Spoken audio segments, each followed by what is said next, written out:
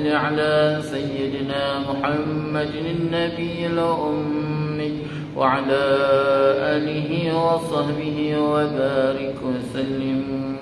اللهم صل على سيدنا محمد النبي الأمي وعلى آله وصحبه وبارك وسلم.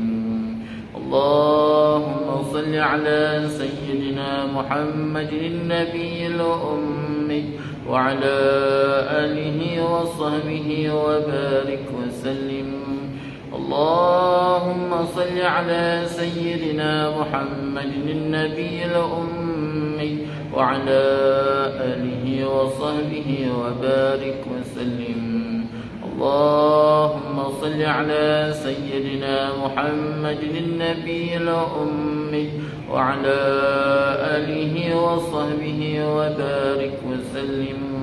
اللهم صل على سيدنا محمد النبي الأمي وعلى آله وصحبه وبارك وسلم. اللهم صل على سيدنا محمد النبي الأمي وعلى آله وصحبه وبارك وسلم.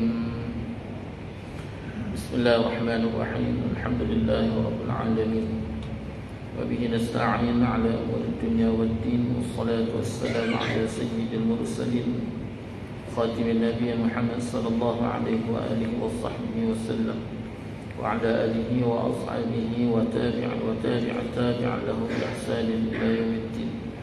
سبحانك لا علم لنا إلا ما علمتنا إنك أنت العليم الحكيم.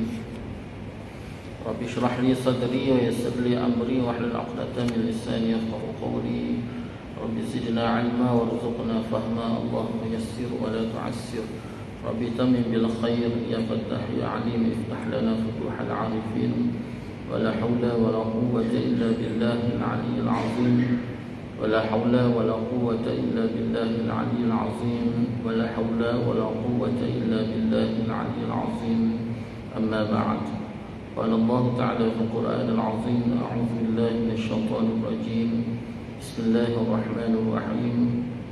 ألم نشرح لك صدرك ووضعنا عنك وزرك الذي أنقض ظهرك ورفعنا لك ذكرك فإن مع العسر يسرا إن مع العسر يسرا فإذا فرغت فانصب وإلى ربك فارغب. صدق الله العظيم.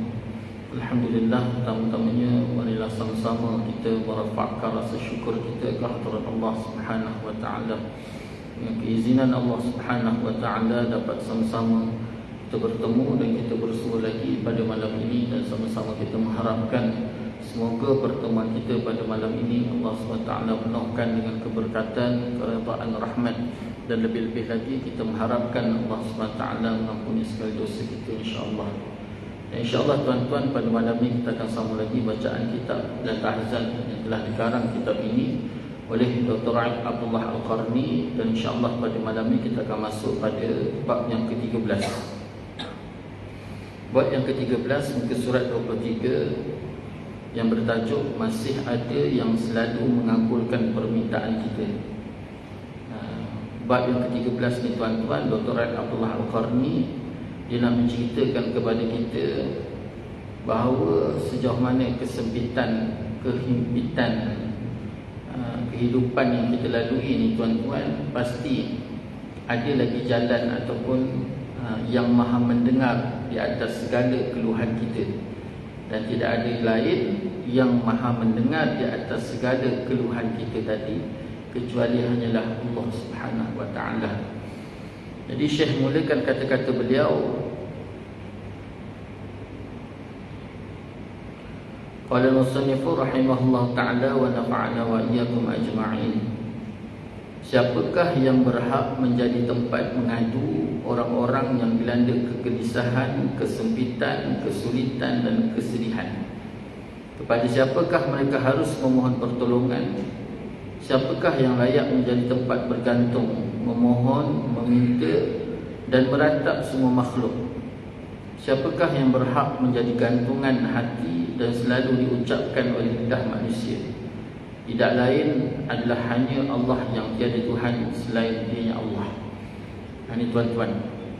Jadi pertama sekali Syekh Dr. Ain Abdullah Al-Qarni didatangkan persoalan demi persoalan. Datangkan soalan yang pertama, siapakah yang berhak menjadi tempat mengadu bila ke mana kita menghadapi kegelisahan, hati kita gelisah, kita rasa kesempitan dalam kehidupan, kesulitan, kesedihan, maka tidak ada tempat ataupun sesuatu yang menjadi pergantungan harap ataupun murajaah kembalinya kita itu kecuali hanya pada Allah. Didatangkan soalan kedua, kepada siapa yang harus kita minta tolong? Sudah pasti itu juga jawapan tu tidak ada lain kecuali hanya Allah. Didatang lagi soalan, siapakah yang layak menjadi tempat pergantungan, mohon, meminta, meratap semua makhluk? Sudah pasti soalan itu juga adalah kembali kepada Allah SWT. Siapakah yang berhak menjadi gantungan hati, tempat pergantungan harapan, hati kita bergantung harap? Dan juga ucapan lidah bagi setiap manusia tersebut. Semua persoalan-persoalan tadi jawapannya akan kembali kepada Allah SWT. Ini bertepatan tuan-tuan dengan Allah mulakan suratul Fatihah sebagai muqaddimatul Quran, pendahuluan Quran. Dalam Quran ni dia ada muqaddimah, dia ada pendahuluan. Setiap buku penulisan dia ada muqaddimah ataupun disebut sebagai pendahuluan. Begitu juga Al-Quran. Al-Quran ni ada pendahuluan, dipanggil suratul Fatihah. Dan dalam suratul Fatihah ni pula tuan-tuan, Allah mulakan dengan basmalah, Bismillahirrahmanirrahim. Allah mulakan basmalah ni dengan nama Allah yang Maha Pengasih lagi Maha Penyayang. Allah mulakan dengan perkenalan diri Dia, bersumpah dengan nama Dia, lalu Allah memperkenalkan dirinya yang mempunyai sifat Rahman, sifat Rahim. Rahman ni tuan-tuan sifat kasih sayang yang sangat luas, dan tidak ada satu sifat kasih sayang yang ada di atas muka bumi ini yang boleh menandingi sifat kasih sayang Allah Subhanahu wa taala. Sehingga kan kalau kita kembali dalam membicarakan bab akidah, terutamanya qada, qadar, hidup kita ni tuan-tuan, daripada manusia sampailah kepada seluruh makhluk, masiwallah, sesuatu selain daripada Allah SWT, semuanya tidak terlepas daripada keterikatan qada dan qadar. Dan setiap qada dan qadar yang ditulis oleh Allah SWT ini, Allah SWT tulis dengan dua perkara. Yang pertama, Allah SWT tulis dengan sifat Rahman Dia, dengan ilmu Dia. Pertamanya Allah tulis dengan ilmu Dia. Maknanya bila Allah tulis qada tadi dengan ilmu, sudah pasti Allah tulis tadi dengan penulisan ketetapan yang paling tepat, kerana Allah SWT itu sahaja yang tahu tuan-tuan apa yang telah berlaku, apa yang sedang berlaku dan apa yang akan berlaku.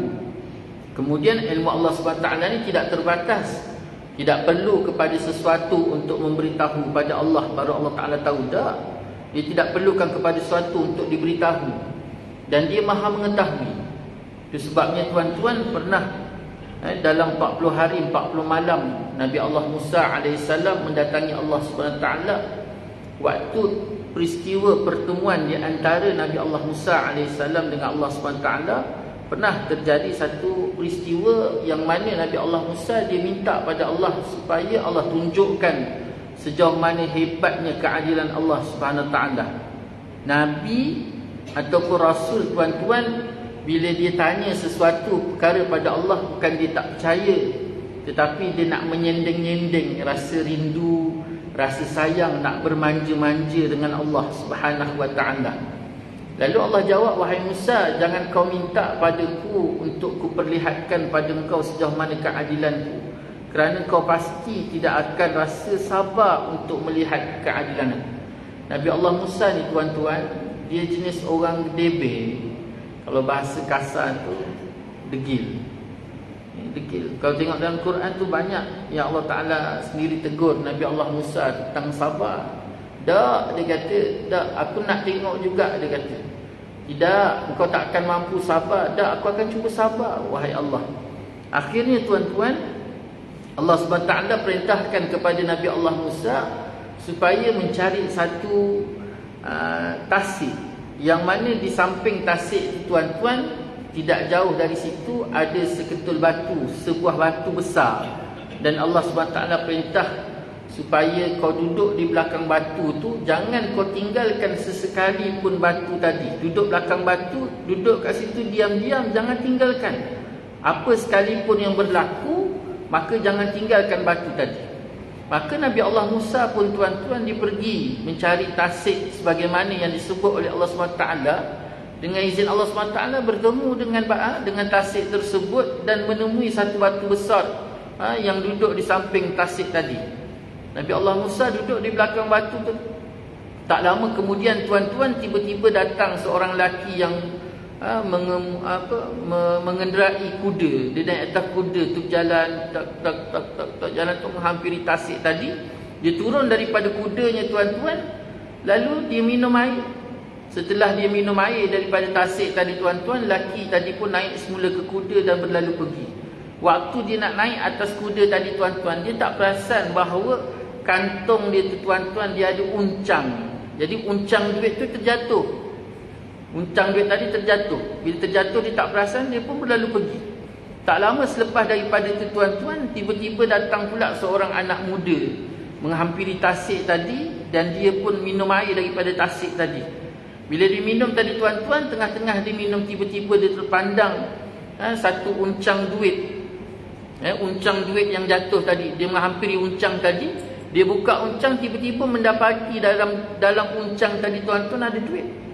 Dia pun ikat gulung balik tuan-tuan, tutup, dia pun berlalu pergi dengan sekali uncang-uncang tu sekali. Kemudian tak lama selepas tu datang pula seorang lelaki tuan-tuan dalam keadaan tua, bertongkat, buta pula tuan-tuan. Menghampiri tasik tadi, dia tengok ada air, dia pun pegang air tadi, dia minum. Dia minum, tengah-tengah dia minum air tadi, pakcik tua buta tadi tuan-tuan yang bertongkat tengah-tengah minum air. Tiba-tiba tuan-tuan datang pula kembali lelaki tadi yang naik kuda tadi, menghampiri pakcik tadi, lalu dia tanya, wahai pakcik, daripada atas kuda tu dia tanya, wahai pakcik, dia kata, pakcik nampak tak saya punya uncang duit jatuh dekat sini? Pakcik tadi kata, tak, aku tak nampak. Dia kata, aku tak nampak. Tanya lagi, pakcik cakap betul-betul, takkan pakcik tak nampak? Pakcik tadi kata, manalah aku nampak, aku ni kan buta. Dia kata, aku buta. Jadi akhir jadi lelaki tadi tak percaya tuan-tuan, dia pun turun, dia tanya lagi, pakcik cakap betul-betul dengan saya, takkan pakcik tak nampak? Saya yakin uncang saya jatuh dekat sini. Pakcik kata, dah, aku sampai-sampai kat sini aku tak nampak apa-apa kecuali aku ingin berhajat minum air ni saja, tak lebih daripada itu. Lalu lelaki tadi tuan-tuan, dia rasa marah, dia ketuk pakcik tadi. Dia ambil satu batu, dia ketuk pakcik tadi. Bila dia ketuk pakcik tadi tuan-tuan, pakcik tadi jatuh darah. Dalam keadaan tuan-tuan hampir-hampir mati. Lelaki tadi tengok pakcik tu menggeletik nak mati tadi tuan-tuan. Lelaki tadi pun naik atas kuda berlalu pergi. Nabi Allah Musa yang duduk dekat belakang batu tu tuan-tuan, melihat setiap peristiwa yang berlaku tadi, dia pun berlari kejar kat pakcik tadi. Kemudian dia ribakan pakcik tadi. Tak lama kemudian pakcik tadi pun mati.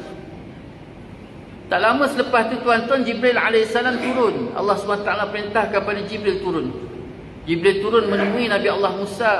Yang pertama disampaikan salam kepada Nabi Allah Musa, dan yang kedua Allah berikan peringatan, wahai Musa, kan Allah dah cakap jangan tinggalkan batu. Nabi Musa AS menjawab, wahai Jibril, macam mana aku tak tinggalkan batu, sedangkan aku mendapati setiap peristiwa-peristiwa tadi, dan kemuncaknya aku dapati pakcik ni diketuk dan mati ni, dia kata.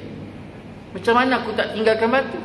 Jibril kata, sebenarnya Allah perintahkan kepadaku untuk mendatangi kau wahai Musa, menceritakan tentang perihal yang sebenar, apa yang berlaku di sebalik peristiwa ni. Nabi Allah Musa bila dengar macam tu tuan-tuan, dia pun terus minta kepada Jibril AS, wahai Jibril, ceritakan segera padaku apa yang telah berlaku. Lalu Jibril kata, sesungguhnya lelaki yang naik kuda tu, satu ketika dahulu dia adalah seorang saudagar, dan salah seorang daripada pekerjanya adalah bapa kepada anak muda yang ambil uncang tadi. Jadi waktu bapa dia kerja dengan saudagar tadi, lelaki yang naik atas kuda tadi, lelaki tu dia tak bayar upah bapa dia tadi. Jadi bila bapa dia tak dibayar upah, hari ni, saat ini, detik ini, duit dia tadi Allah jatuhkan dan Allah serah kepada anak muda tu sebagai bayaran upah dia tadi. Bayaran upah bapa dia yang satu ketika dahulu tak dibayar. Lalu anak muda tu pula bukan hanya sekadar dia menerima upah, ayah dia yang bekerja tu pun sebenarnya dah mati. Nabi Allah Musa tanya, apa kena mengena pula dengan pakcik yang tua ni, yang buta, mati pula. Sesungguhnya dia kata, bapa kepada budak ni dia dah meninggal dunia, dan yang membunuh bapa dia adalah pakcik ni. Pakcik ni satu ketika dahulu, waktu muda dia dahulu, dia jenis orang gedebek. Dia tak buta, dia sehat, dia kuat. Bahkan ketika tu dialah yang bertanggungjawab membunuh bapa tu. Dan hari ini, saat ini, detik ini, Allah membalas semula tindakan dia dengan dia mati dalam keadaan dibunuh. Jadi peristiwa ni tuan-tuan menggambarkan kepada Nabi Allah Musa AS betapa sifat adilnya Allah. Nampak di antara hubung kait satu kisah kepada satu kisah yang lain, dan semuanya itu kembali menggambarkan betapa adilnya Allah Subhanahu wa taala kepada kita. Ini yang dikatakan ilmu Allah.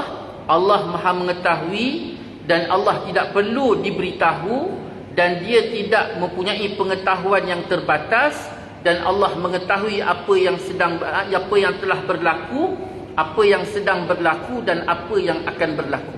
Inilah Allah tulis yang pertamanya qada tadi tuan-tuan dengan ilmu Allah, dan yang keduanya Allah tulis qada itu dengan rahman, dengan kasih sayang. Betapa hebatnya kasih sayang Allah, sekalipun pahit pada mata kita yang melihat sesuatu perkara tadi tuan-tuan, tetap dia menggambarkan betapa hebatnya kasih sayang Allah Subhanahu Wa Taala ke atas seseorang itu. Contohnya di mana kita dapat lihat Rasulullah sallallahu alaihi wasallam ni tuan-tuan, Allah jadikan bukan hanya sekadar makhluk, tetapi segala makhluk itu datang daripada cahaya Nabi Muhammad.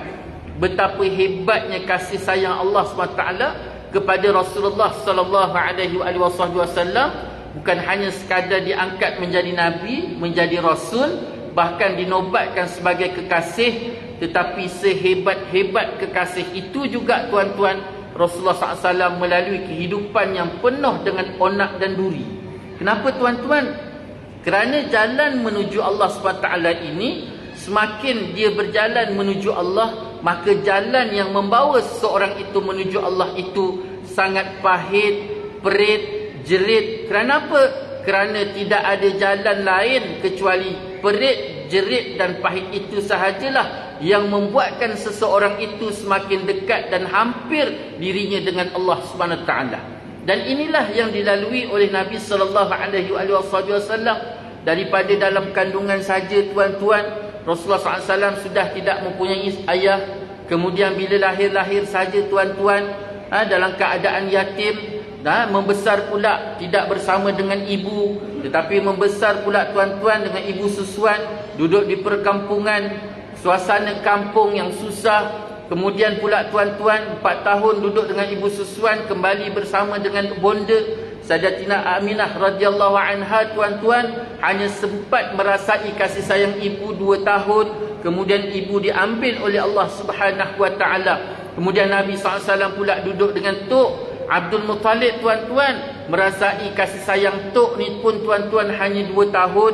Kemudian Tok pula diambil oleh Allah Subhanahu Wa Taala. Selepas tu duduk pula dengan pak saudara.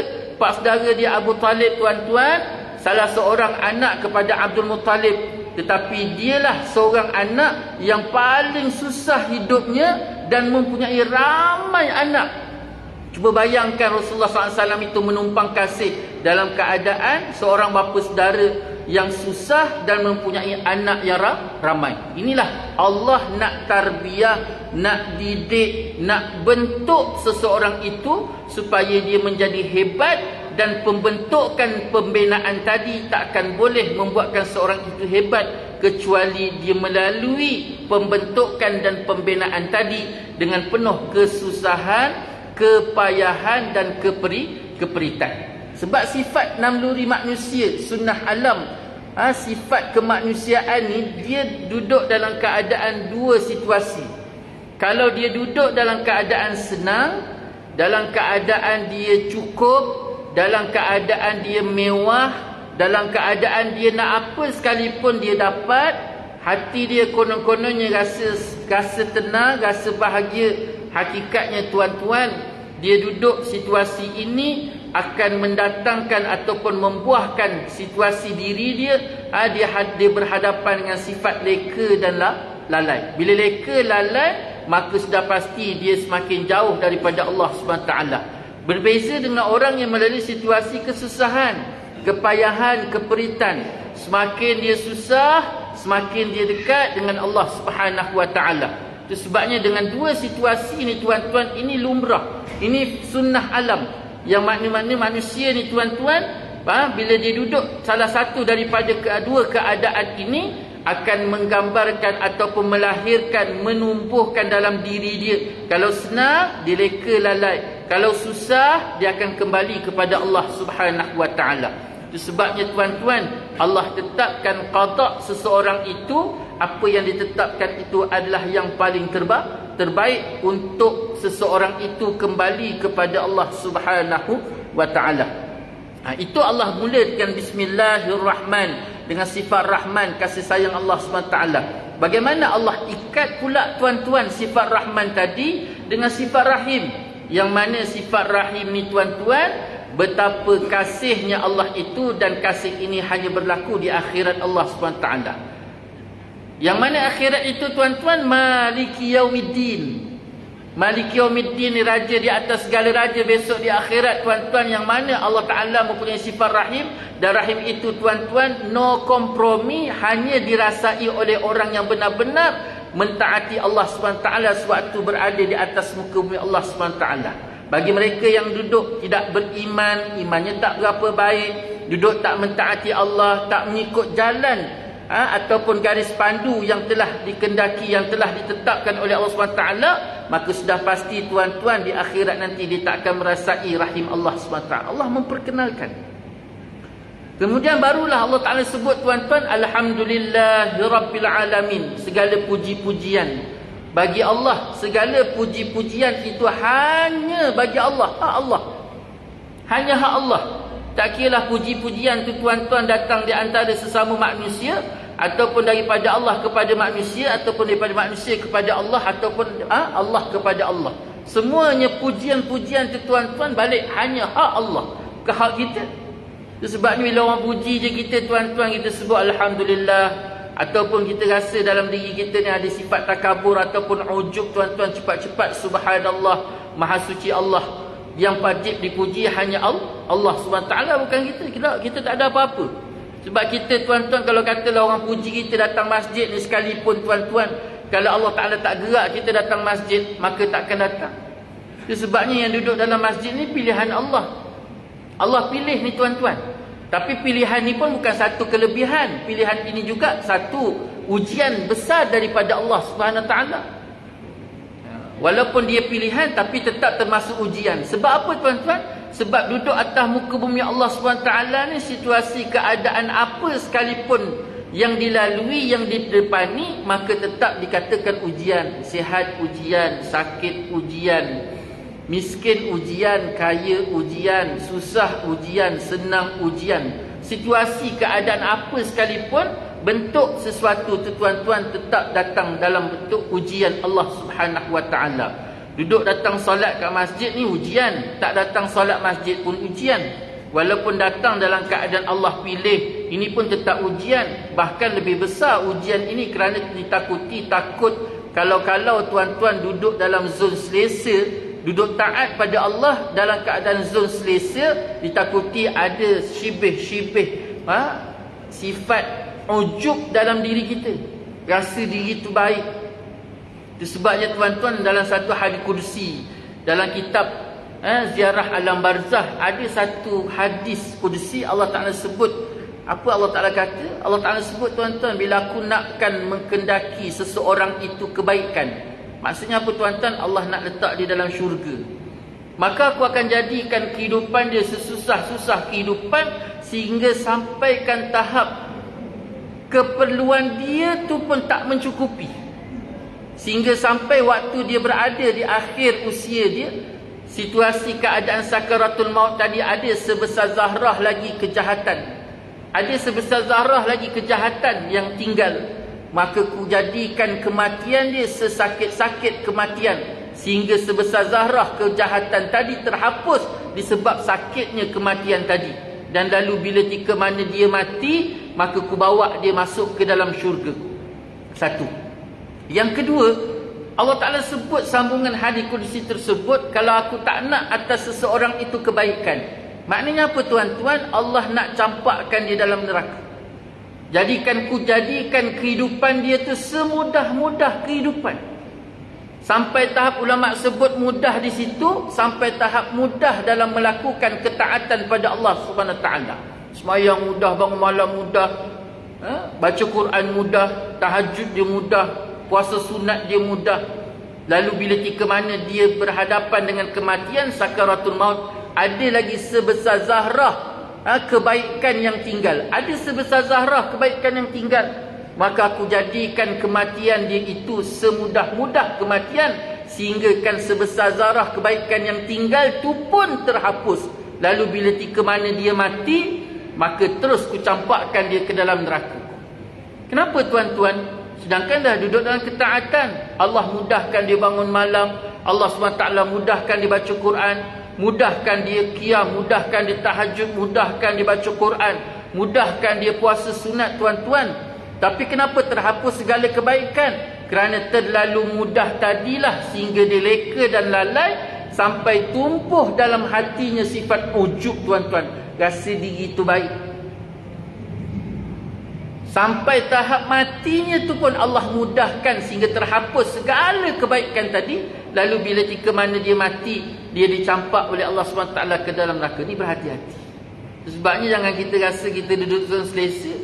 Semakin kita duduk dalam situasi taat yang nampak baik pada dua mata tuan-tuan, maka jauh lebih perlu diganda-gandakan berhati-hati, kerana takut-takut Allah rosakkan kita dengan sifat ujub.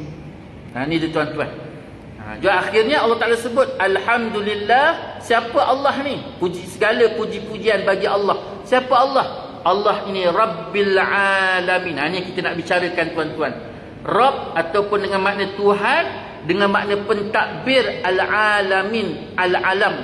Alam dengan makna ma siwallah, sesuatu perkara selain daripada Allah itu dipanggil alam. Dan semua alam tadi tuan-tuan ataupun dipanggil makhluk, itu semua duduk dalam pentadbiran Allah Subhanahu Wa Taala.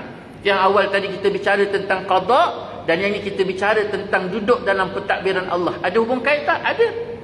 Ni yang dikatakan Allah takbir kita ni tuan-tuan.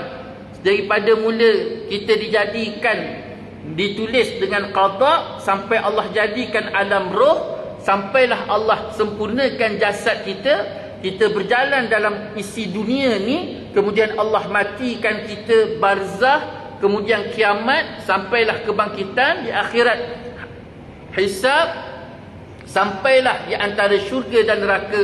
Semuanya itu tuan-tuan telah ditulis oleh Allah SWT, dan semuanya itu duduk dalam pentadbiran Allah SWT. Jadi kalau kita benar-benar yakin perkara ni tuan-tuan, maka sudah pasti setiap persoalan yang dibangkitkan pada pendahuluan bab ini tuan-tuan, maka kita yakin segala-galanya itu akan kita kembalikan kepada Allah SWT. Siapa lagi? Itu yang saya tanya pada kita, siapa lagi?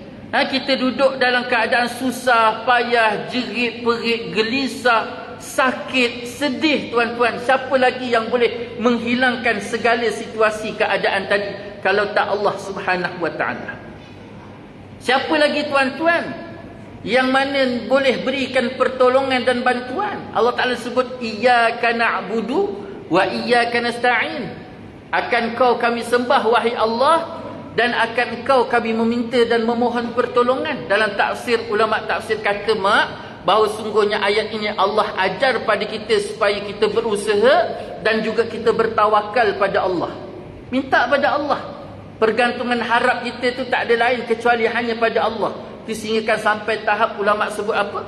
Ulama sebut sesungguhnya kita berdoa ini bukan atas hajat yang ada dalam diri kita, tapi kita berdoa atas sebab nak tunjukkan bahawa kita ini masih lagi ada sifat keinginan dan pergantungan harap pada Allah. Nak tunjukkan pada Allah kita ni seorang hamba yang tidak lain hanya kembali kepada Allah SWT. Itu sebabnya nak tak nak, ada hajat ke tak ada hajat ke, maka tetap kita berdoa. Kenapa? Kerana nak tunjukkan sifat kehambaan kita yang melalui pergantungan harap tadi senantiasa dikembalikan hanya pada Allah Subhanahu Wa Taala. Itu sebabnya kenapa Allah Taala senantiasa uji kita. Kalau katalah Nabi SAW tu kekasih Allah pun, Allah uji dia sampai tahap wahyu tu sendiri pun kadang-kadang ataupun berkali-kali Allah Ta'ala lambatkan penurunan wahyu. Kenapa? Nak bermanja-manja di antara Allah dengan Nabi SAW. Gitu juga dengan kita. Kita ni tuan-tuan, Allah bagi susah, Allah uji hati dan perasaan kita tu. Kadang-kadang kita rasa gundah gulana, rasa gelisah. Allah uji kita, hati dan perasaan kita dengan orang yang kita sayang. Kita letakkan pengharapan kita pada pasangan kita, pada anak kita, lalu kita diuji melalui mereka yang kita sayang tadi. Allah ganti dengan sifat hampa dalam diri kita kepada mereka. Kenapa? Kerana Allah nak kita balik pada Allah. Allah sayang kita. Sebab kita ni biasa kalau duduk dengan makhluk, terlalu lebih sangat meletakkan ataupun melanggar batas-batas kasih sayang ataupun hormat tadi, sehinggakan sampai tahap kita tak sedar kita telah bertuhankan pasangan kita tadi. Si isteri terlalu sayangkan suami sampai dia tak perasan dia dah bertuhankan suami. Si suami terlalu sayangkan isteri, dia tak perasan bahawa dia dah bertuhankan isteri.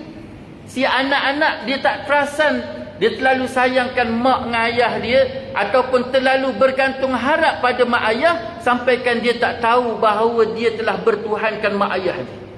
Itu sebabnya Allah dengan sifat kasih sayang dia diuji kita, diberi kesusahan. Sebab apa? Dia nak kita balik semula ke pangkal jalan, berjalan atas landasan kembali kepada Allah dan meletakkan pengharapan itu tidak lain hanya kembali kepada Allah Subhanahu Wa Taala. Ini dia tuan-tuan. Itu persoalan-persoalan yang telah dibangkitkan oleh Syekh Dr. An Abdullah Al-Qarni sebagai muqaddimah ataupun gambaran kepada kita situasi keadaan apa sekalipun keadaan kedudukan kita, maka kembali hanya pada Allah Subhanahu Wa Taala. Azan ke? Ya, sila.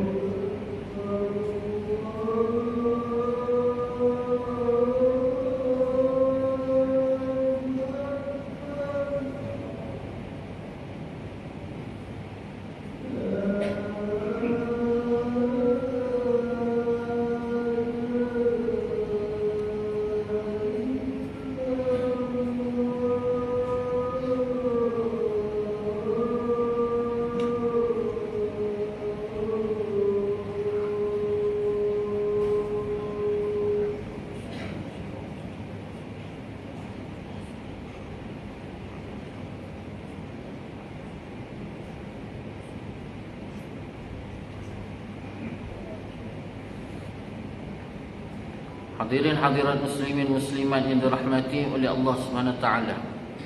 Syekh menyambung lagi kata-kata beliau, bagiku dan juga bagimu. Bagiku dan bagi anda adalah satu kewajipan untuk berdoa dan meminta kepadanya Allah Subhanahu taala dalam keadaan lapang maupun sempit, dalam keadaan mudah maupun ketika susah. Kita harus menumpahkan semua permasalahan ke pangkuannya Allah. Dan kita juga tetap harus bertawasul kepadanya.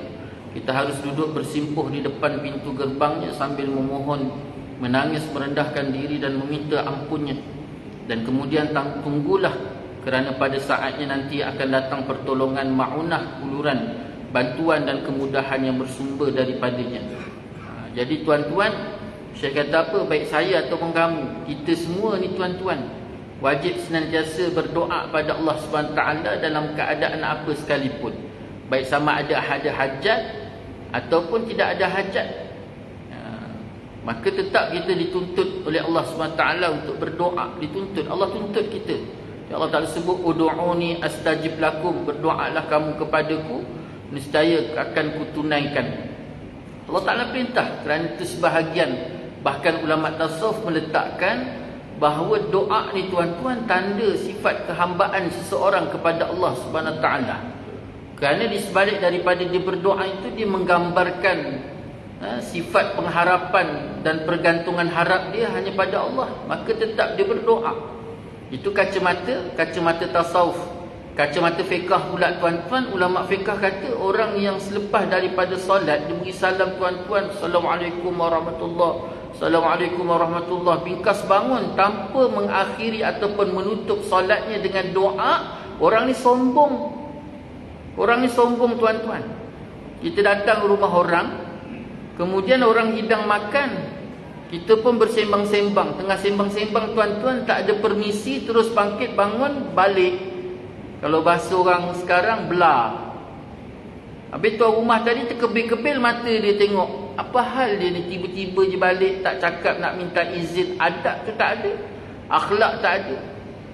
Jadi orang tu orang sombong. Itulah keadaan orang yang solat tuan-tuan, yang mengakhiri solatnya tu tanpa wirid, tanpa doa pada Allah SWT. Orang ni sombong dengan Allah. Sebabnya nak bangkit bangun meninggalkan solat tadi, setidak-tidaknya selesaikanlah dengan sedikit doa tuan-tuan, minta ampun dengan Allah. Biarlah sama ada hajat itu ada ataupun tidak, maka tetap berdoa pada Allah SWT, supaya setidak-tidaknya jangan sampai Allah memasukkan kita dalam kalangan orang yang sombong. Sebabnya sombong ni bukannya daripada kata-kata sahaja, perbuatan boleh menggambarkan kesombongan seseorang tersebut. Tanpa adab, tanpa akhlak. Tu penting adab dan akhlak. Adab ketika solat, selepas solat, begitu juga adab bersahabat, berkawan, berjiran. Adab itu adalah lambang keimanan seorang itu kepada Allah SWT. Baik adab, maka baik iman. Baik iman, baik adab. Semua dua perkara itu ada hubung kait. Sejauh mana, hebat macam mana pun tingginya ilmu seseorang itu, kalau dia tidak ada adab, maka gagal iman yang ada dalam diri dia. Kerana ada hubung kait. Itu sebabnya seorang lelaki datang menemui Imam Ghazali rahimahullah ta'ala. Dia tanya pada Imam Ghazali, wahai Imam Ghazali, apa tanda seseorang itu mempunyai iman? Maka Imam Ghazali kata, tandanya tak nampak tapi dapat dilihat daripada adab dan akhlak. Itu penting tuan-tuan. Itu sebabnya dalam liputan ilmu pula, ulama sebut mengajilah ataupun beradab, menuntut adablah, membina adab 20 tahun itu jauh lebih besar daripada menuntut ilmu. Maknanya lepas daripada 20 tahun menuntut adab tadi tuan-tuan, mempelajari adab, kemudian selepas tu barulah mempelajari ilmu. Nak gambarkan besarnya adab tadi. Dan kita pula tuan-tuan, bangsa Melayu kita satu ketika dahulu sangat-sangat beradab. Kenapa tuan-tuan? Kerana pembinaan adab itu bukan datang daripada kitab, bukan datang daripada buku, apatah sijil lagi tuan-tuan, sertifikat. Tetapi adab tu datang daripada leteran, nasihat, peringatan yang Allah SWT sebut, kuntum khaira ummatin ukhrijat linnas ta'muruna bil ma'ruf wa tanhauna 'anil munkar wa tu'minuna billah. Kamu adalah sebaik-baik umat. Siapa ni tuan-tuan yang mengeluarkan manusia dengan cara mengingatkan tentang kebaikan, nasihat menasihati, tegur menegur. Kalau bahasa orang Melayu kita ni tuan-tuan, bebel. Itu sebabnya dulu mak kita bebel, ayah bebel, mak bebel, ayah rotan. Akhirnya anak tuan-tuan beradab, sampaikan tahap jalan tu pun tuan-tuan, atas rumah papan berbunyi krek pun dah kena bising dah. Sekarang tak, rumah batu, balik cucu takut atuk sebab rumah macam nak roboh. Rumah batu, kebil-kebil mata. Sebab apa? Adab, kurangnya adab pada hari ni. Bukan kurang adab, memang tak ada adab. Hari ni manusia ataupun generasi pada hari ni, kenapa bebelan tu tak ada? Kenapa bebelan tak ada? Kerana manusia dah penat, dan akhirnya tuan-tuan, dia tak fokus terhadap tanggungjawab dia, lebih fokus kepada sesuatu yang lain. Kerjaya, karier, kedudukan, biar papai, asal bergaya. Akhirnya pendidikan, pentarbiahan adab dan akhlak yang sepatut diberikan pada anak sudah tidak ada lagi, kerana lebih memberikan penekanan kepada kebendaan dan sesuatu yang memang bukan tujuan yang Allah kendaki. Jadi itu tuan-tuan, Syekh kata apa? Dalam keadaan apa sekalipun, tetap kita dituntut supaya berdoa pada Allah Subhanahu wa ta'ala. Kemudian lepas berdoa, Allah tunaikan tak? Pasti Allah tunaikan. Cuma cara Allah tunaikan itu mengikut cara Allah. Yang pertama, Nabi SAW sebut dalam satu hadis sahih. Nabi kata tentang doa. Yang pertama, Rasulullah SAW gambarkan, hari ini kita berdoa, ada ketika hari ini juga Allah tunaikan. Hari ini kita doa, hari ini Allah Ta'ala tunaikan. Ada ketika hari ini kita berdoa, besok baru Allah Ta'ala tunaikan. Ada ketika hari ini kita berdoa, Allah tak tunaikan pada kita, Allah tunaikan pada cucu kita. Ada ketika hari ini kita berdoa, kita tak dapat, cucu tak dapat, tapi Allah gantikan besok di akhirat. Contohnya seperti seorang lelaki yang diceritakan, yang hampir selangkah lagi nak masuk dalam neraka Allah SWT. Tiba-tiba Allah SWT perintahkan kepada malaikat, diambil lelaki tadi, bawa masuk dalam syurga. Malaikat bertanya pada Allah, wahai Allah, kenapa masih nak dibawa lelaki itu ke dalam syurga, sedangkan lelaki tersebut ketika berada di atas muka bumi dahulu, dia melakukan maksiat padamu wahai Allah. Lalu Allah kata, hari ini, saat ini, detik ini, ku gantikan. Ada satu doa ketika atas dunia dahulu, dia minta pada aku, tidak aku tunaikan, tetapi hari ini ku ganti dengan syurga. Kenapa? Konsep doa Allah bagi mengikut keperluan yang paling terbaik untuk kita. Kita wajib berdoa, tetapi hasil doa dalam menunaikan itu hak Allah. Dan Allah akan bagi mengikut keperluan kita. Dan yang paling terbaik atas apa yang kita perlukan, baik sama ada penghidupan kita di dunia maupun penghidupan kita di akhirat. Tapi walau bagaimana keadaan sekalipun, jangan sesekali kita meninggalkan doa. Wallahu ta'ala alam. Itulah sikit sebanyak yang dapat kita kongsi bersama pada malam ni. Banyak-banyak kita berdoa pada Allah SWT supaya Allah berikan kita kefahaman yang baik, diberikan kita kekuatan, kelapangan jalan untuk senantiasa kita duduk dalam ketaatan dan pengabdian pada Allah SWT. Yang baik itu daripada Allah, yang tidak baik itu menunjuk kelemahan saya sendiri. Saya mohon maaf di atas segala salah kata, salah bicara. Mohon maaf di atas segala-galanya. InsyaAllah kita tangguh majlis dengan tasbih, kafarah dan salatul subhanakallah bihamdika asyhadu an la ilaha illa anta astaghfiruka wa atubu ilaik. Bismillahirrahmanirrahim. Wal 'asri innal insana lafi khusr إلا الذين آمنوا وعملوا الصالحات وتواصوا بالحق وتواصوا بالصبر. أعوذ بالله من الشيطان الرجيم. بسم الله الرحمن الرحيم. الحمد لله رب العالمين. وصلى الله على سيدنا محمد وعلى آله وصحبه وبارك وسلم. اللهم ربنا ظلمنا أنفسنا وإن لم تغفر لنا وترحمنا لنكونن من الخاسرين. اللهم ربنا هب لنا من أزواجنا وذرياتنا قرة أعين واجعلنا للمتقين إماما. ربنا لا تزغ قلوبنا بعد إذ هديتنا وهب لنا من لدنك رحمة إنك أنت الوهاب. ربنا آتنا في الدنيا حسنة وفي الآخرة حسنة وقنا عذاب النار. صلى الله على سيدنا محمد وعلى آله وصحبه وبارك وسلم والحمد لله رب العالمين. تقبل الله وبالله التوفيق والهداية. والسلام عليكم ورحمة الله تعالى وبركاته.